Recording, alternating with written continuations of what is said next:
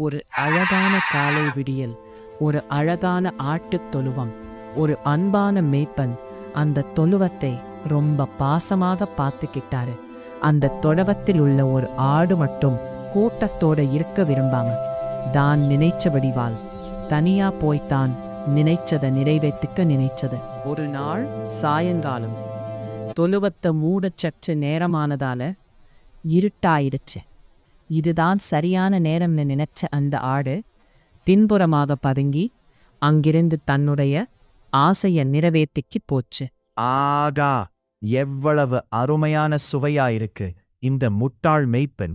இது இத்தனை நாளா நம்ம சாப்பிட விட்டதே இல்லையே அப்படின்னு அந்த ஆடு நினைச்சு முடியறதுக்குள்ள திடீர்னு ஒரு நரி வந்து அந்த ஆட்டோட கால்கள்ல நல்லா கடிச்சு வச்சிடுச்சு.